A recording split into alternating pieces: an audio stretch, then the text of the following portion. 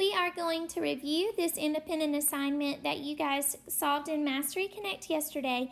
I do want to inform everyone, and I've said this every day, guys, after we meet, there is an independent assignment and it is expected to be completed. And I have a lot of students who are not completing those assignments. We need to understand it's an expectation from the superintendent that you guys are solving those. So I always go over clearly what's assigned at the end of our meet, but I just want you to know I'm also looking at who's completing those assignments and who's not completing it. So even if you can't join us live, these assignments are expected to be complete. Okay, so you guys read this text called Minerals.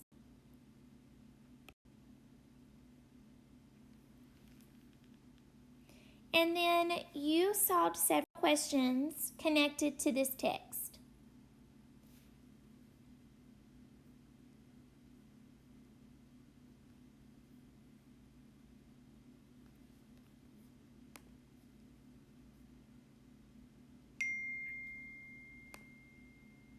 Okay, so let's check together today on the best answers. The first question asks you about 4 different answer choices. It asks you about minerals that were mentioned in the passage: zinc, calcium, potassium, and iron. So I want you to know that why your body needs the mineral. The best answers are being revealed to your screen. Zinc is D, helps the immune system. Calcium is A, builds strong bones and teeth. Potassium is C, helps muscles and nervous system. And number 4, iron, is C, transport oxygen. And I think on potassium I may have accidentally given the wrong letter, but it's B, helps muscles and nervous systems. So what you see on my screen is the best answer to numbers 1, 2, 3, and 4. And all 4 of those are found in the text. You then solved question number 5. Read the sentence from the passage. The body needs iron to transport oxygen from your lungs to the rest of your body. What does the root trans mean in the word transport? So we had to go back to that sentence. We had to use the context clues to figure it out. And the best answer is C. Trans means across. My screen is updating to reveal that answer to you again.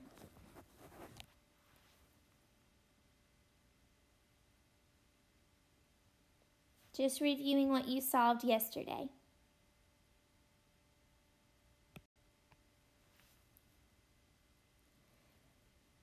After number 5, you were then asked to solve questions 6 and 7. Question 6, the following question has 2 parts. First answer part A, then answer part B. This was a commonly missed question. What conclusion about macro minerals and trace minerals is supported by the passage? The best answer is B. Macro minerals and trace minerals is supported by the passage. And it says macro minerals and trace minerals are needed for a healthy heart, blood, and tissues and immune system. This one can be supported with evidence in the text. And then number 7, part B, which 3 sentences from the passage best supports your answer? In part A, the best answers, there are 3, A, D, and E. And you'll see my screen is updating to show you that.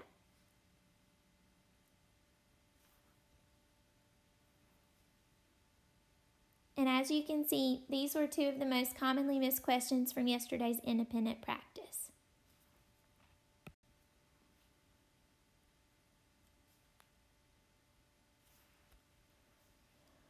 Now that we have reviewed your independent assignment from yesterday, I want you guys to know that you will be given another independent assignment for today after our lesson, and you are expected to complete it today. So let's go ahead and look at our I can statement for today.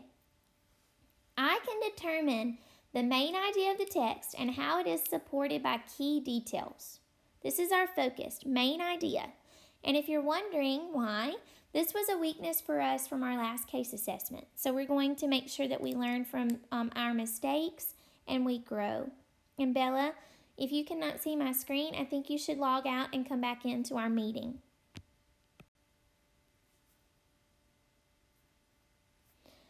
My screen is updated to some anchor charts that can help us. We've looked at these before, but I want to remind you of the main idea and how we can find it. So our notes tell us that we can find the main idea by looking at things like what words are repeated. We can also look at the title, headings, and pictures. We can reread the first and last sections of the text, and we can ask ourselves, what is the text mostly about? The very best readers understand that the main idea is what the text is mostly about, and details are sentences that tell more about or describe and explain the main idea. Before we read, we should look at the title, what the text is about, and what is the topic. During the reading, we should look for and carefully read those text features that we've learned about. So the captions, the maps, all of those parts are very important when we're looking at figuring out the main idea. We should look for, is the text fiction or nonfiction? That's important. And look for information, words, and pictures after that might be repeated. Think about the most important part about the topic. What details or examples back up and support the main idea? That sounds a lot like text evidence that we've been looking at.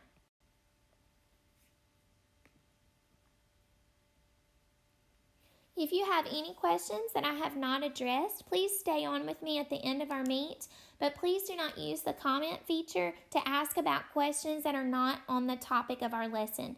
It distracts other people. So remember, guys, just like in class, if I was teaching, you would not holler out a question that's off topic. That would not be appropriate. We're not going to do that in our chat either. All right, so today our focus once again is on finding main ideas and details. So our target is understanding that the most important idea, our details, tell more about how we can understand the text or what's happening in the text. And we've already looked at what those main ideas and supporting details mean. So I'm noticing on the screen, Lewis and Clark's faithful companion. When Lewis and Clark explored the western United States, a dog named Seaman protected them. One night, a large buffalo came near their tent. Seaman chased the buffalo away. Another night, a grizzly bear entered their camp. Whoa! Seaman barked and barked at the bear. He barked until the bear ran away. Seaman also protected Lewis and Clark by making sure they had food. Every day, Seaman hunted squirrels for the men to eat. Okay, so I've read an excerpt or a part of the text, and our focus is on determining the main idea. So you can see that I've underlined the main idea in blue. A dog named Seaman protected them. This is what the entire chunk is mostly about. And I'm even noticing that there's an image that helps support that, and it's a picture of the dog named Seaman. So I have to use those features to understand what the text is mostly about too. I can't just skip over them. I'm also noticing that the title, Lewis and Clark's Faithful Companion, is about the dog Seaman, which shows the main idea.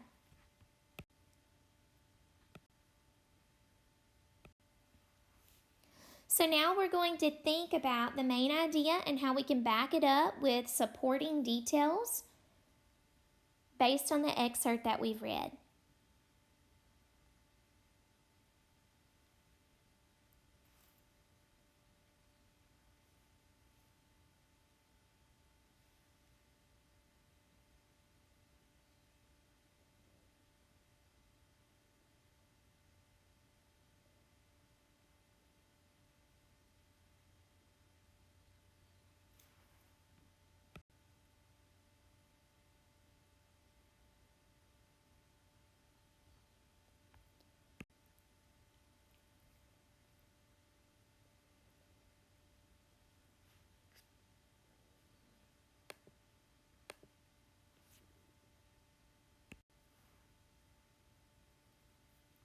Okay, so I'm looking for, once again, the main idea, and thank you to those who have been patient.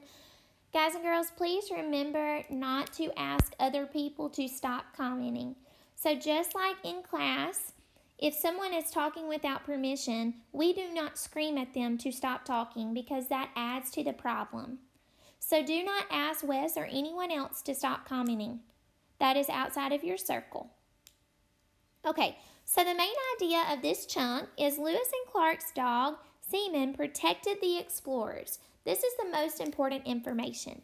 I can then support that with details. We call those supporting details. Details like Seaman chased away a buffalo, or details like Seaman barked at a grizzly bear until it ran away, or details like Seaman made sure the explorers had food by hunting for squirrels every day. These are all supporting details that tell us more about the main idea.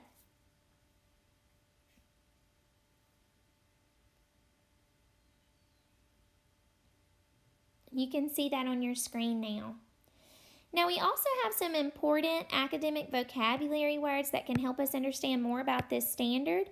Words like main idea and key details. Those are important when you're thinking about understanding more about what's important in the text. So now we're going to look at a new text called The Snake and the Charmer by Sylvester Capello. And as my screen updates, I want you to activate your background knowledge. Think about what you know about snakes. Think about what you know about snake charmers. This is important as a reader. You please at this time use your chat bar to fill in my blank as we read together. You have probably viewed the following scene in a movie or on TV. A snake charmer sits in front of a straw basket and plays a flute-like instrument. Suddenly, from inside the basket, a long hooded blank rises up. Very good, cobra. As the snake charmer plays the music and the cobra sways back and forth. It does not try to attack the snake charmer. Instead, the snake appears to be swaying in rhythm to the music. In reality, nothing could be farther from the truth. The cobra can only sense vibrations in the blank. What the cobra sways to is not the music. It sways to the motion of the flute that the snake charmer moves back and forth as he plays. The cobra is trying to get into position to strike at the flute. However, as long as the snake charmer keeps the flute in motion, the snake cannot blank. The Indian cobra is a favorite of snake charmers because daylight interferes with the snake's ability to strike. At night, however, the Indian cobra is extremely dangerous and more blank. Cobras don't normally attack people, however. Instead, they go after frogs, fish, and birds and small mammals. You can see in my model on the screen, first, thank you for doing a great job using your comments appropriately. And I noticed that Ms. Hogue reminded you are only allowed to use the chat feature to do what I've asked you to do or any adult. And so no one should be using it for any other reason. So in blue, I have underlined the main idea of the passage, or what it's mostly about. It does not try to attack the snake charmer. Instead, the snake appears to be swaying in rhythm to the music. In reality, nothing could be further from the truth. The cobra can only sense vibrations in the ground, as well as it sways to the motion of the flute that the snake charmer moves back and forth as he plays. These are all things that are about what the text is mostly about, as well as supporting details to back that up. Guys, I do want to remind you that I am recording this session, so if you have a hard time hearing because of a connection, you can go back once I have it posted for you. So I'm now thinking about the main idea and supporting details to back it up, and I've underlined some text evidence to help us as we think about what this text is mostly about.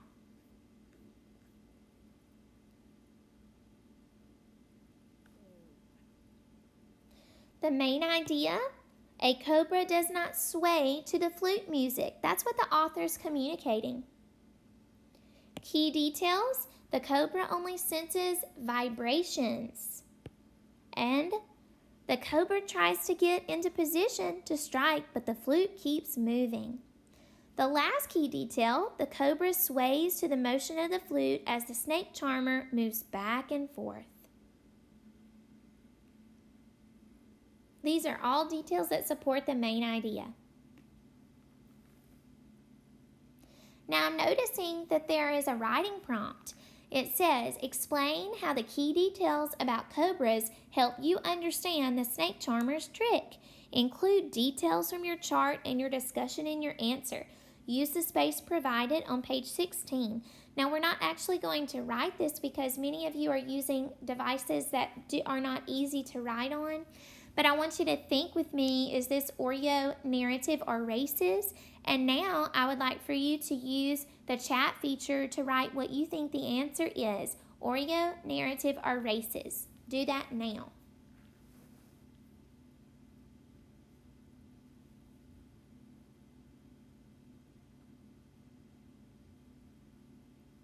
I'm seeing a lot of people are writing that they think this might be races. If you haven't left that comment, go ahead and do that now. This is a races prompt where we would restate the question, answer the question. We would cite evidence to the question to back up our answers. We would explain the evidence, and we would summarize our information. We have some steps we use when we're thinking about writing, and I want to remind you of those. So if we were in class, we would use break down the prompt with a T-chart. We would read the text, explain with the Foursquare, plan with our Foursquare. We would type our rough draft. We would revise and edit with Arms Cup and the writing rubric. So just some reminders there. And of course, we want to make sure we use that rubric appropriately. So we want to be a 3 or a 4 type of writer, and that's in your interactive notebook.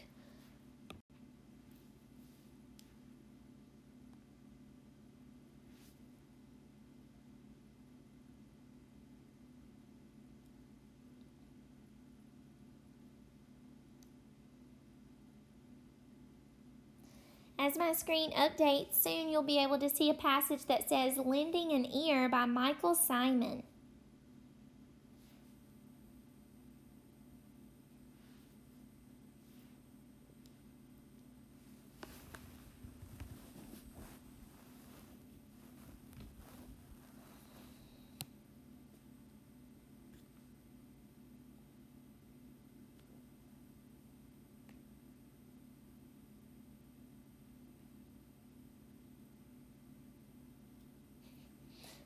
I'm seeing a lot of people that are going to take 3 breaths and be patient.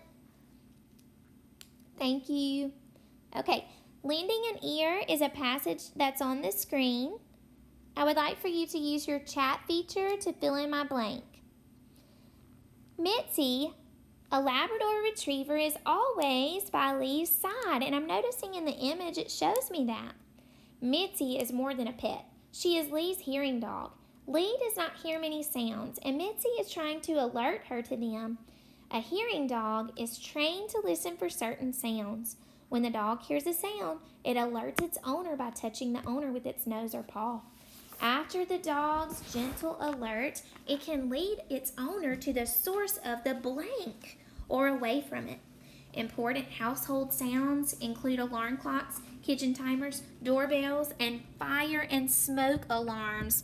Many new doorbells and alarms use flashing lights and vibrations, but a hearing dog's touch adds an extra alert. Dogs like Mitzi don't just help around the home. They also do their jobs outside and in public places. The dog's responses to sound help their owners become more aware of what is going on around them. You can usually spot a hearing dog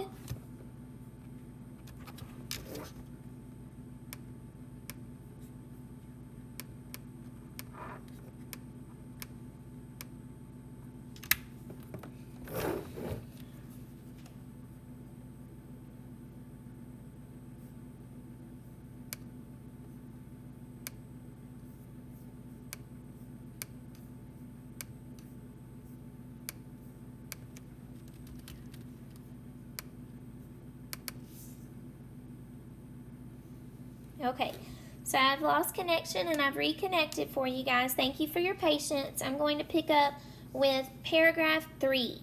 I'm going to give everybody a moment. Paragraph 3.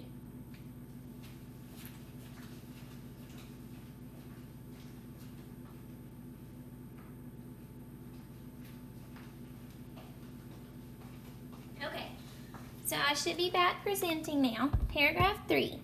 Dogs like Mitzi don't just help around the home. They also do their jobs outside and in public spaces. The dog's responses to sounds help their owners become more aware of what is going on around them.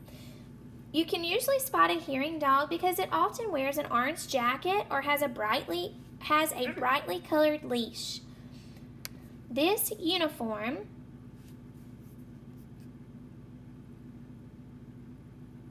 shows that it's a service dog and can go with its owner to all public spaces. People are carefully matched with hearing dogs. I'm on paragraph 4. The dogs and owners go through lots of training. Together, hearing dogs and their owners make great blank. Good job, Kai. Great job, Sarah Barton. Emma, thank you for participating. Teams, very good. So I'm noticing once again my title, Lending an Ear, and this entire text was about how dogs are used to help those that cannot hear. And I'm also noticing that I have underlined some details in blue that help us see those supporting details in the main idea. Back to paragraph 2, I can see that this entire paragraph is how dogs alert them. Now, Cohen, he didn't have an advantage because he didn't have the passage to be able to go back to, so I can understand why that would be a challenge. So now we're going to answer some Part A and Part B questions. I am going to be calling on someone to answer these, which means that if I call your name, you are going to take your mic off and answer out loud using your mic. So this is question 1, and I will call on one person. Part A. Which statement below best describes the main idea in paragraph 2? A. Hearing dogs are trained to recognize the sounds of kitchen timers and smoke alarms. B. Hearing dogs alert their owners to important sounds in the home. C. Hearing dogs wear a uniform in public so that others know they are service dogs. Or D. Hearing dogs are happy, constant companions. Which statement below best describes the main idea in paragraph 2? Cohen, would you unmute your volume and answer, please? Yes, my answer is A. Thank you, Cohen. You can mute your volume. You did an excellent job, and let's see if he's correct, guys and girls. Cohen said A, and the strongest answer is B, but I want to thank Cohen for being bold because he didn't know I was going to call on him, and we had some technology trouble while we were reading. The best answer that describes the main idea in paragraph 2 is hearing dogs alert their owners to important sounds in the home. So let's look at part B, and I will be calling on someone to answer this using their mic. Part B. Which 2 key details best support your answer to part A? A. Hearing dogs recognize many household sounds. So I'm thinking about, does that support part A's answer? B. Hearing dogs touch their owners with a paw on their noses to alert them to sounds. C. Hearing dogs go with their owners to public spaces. The next answer. Hearing dogs lead their owners to or away from the source of a sound. Hearing dogs are not just pets. Hearing dogs' uniforms make them stand out to others. Okay, so I'm thinking about 2 answers. It asked me to choose 2, and both of them must support hearing dogs alert their owners to important sounds in the home.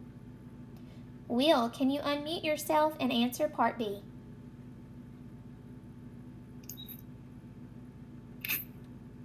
I didn't exactly understand the question. Can you see the screen now? Ma'am? Yes, ma'am. It was kind of blurry earlier. Okay, thank you for your honesty. So, Will, just go ahead and tell me one of the key details that you feel supports hearing dogs alert their owners to important sounds in the home. So, give me one that you feel supports that one.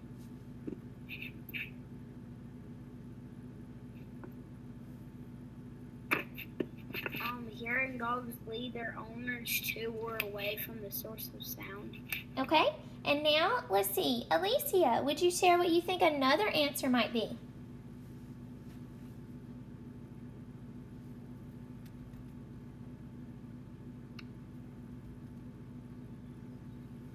Alicia, would you unmute yourself and tell me about part B?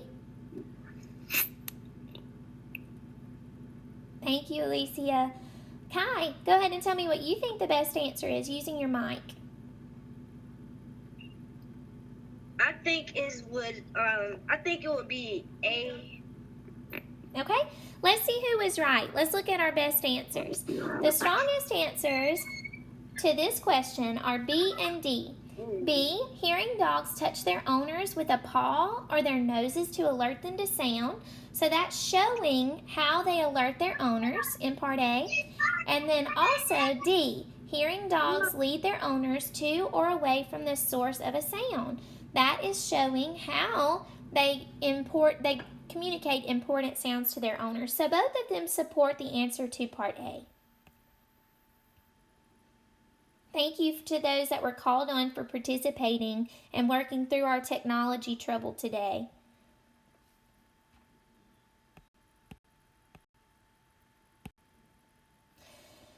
Now that we have practiced together, you guys do have an independent practice assignment located in Google Classroom. I want you to know you are expected to complete that today.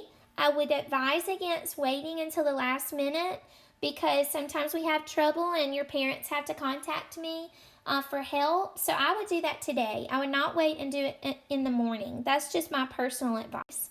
But I want you to know that in Google Classroom, you're going to find Wednesday's assignment. I have a blue arrow pointing to it. It says 325 of 20, Wednesday's independent practice. And this is what you'll click on. After you click on it, it will take you to a screen that gives directions. It gives you the website that you need to be able to click it into Mastery Connect. I've also attached that into Google Classroom so you can click from there. But when you click that screenshot, you're going to find the codes that you need. And it looks like this that's on your screen. And it is a very short quiz. It's about 4 to 5 questions, so do your best. If you don't, you might not do well because it won't take a lot to miss. If you only miss one question, it can harm you. So you want to make sure you do your best thinking as you solve those questions. Okay, so I know we faced some technology trouble, and I want to thank you for working through that. I will continue trying my best to teach with the technology I have and the Wi-Fi that I can use, which is here at my house. And I realize that causes some frustration for all of us, but I want to thank you for putting up with that and persevering and working through those problems. If you have something to say to me, please stay on and talk to me for a few minutes so that I can help you. If you do not, go do your independent practice assignment. I love you and I can't wait to see you tomorrow. So stay on with me if you need to talk to me. If you don't, go ahead and log off.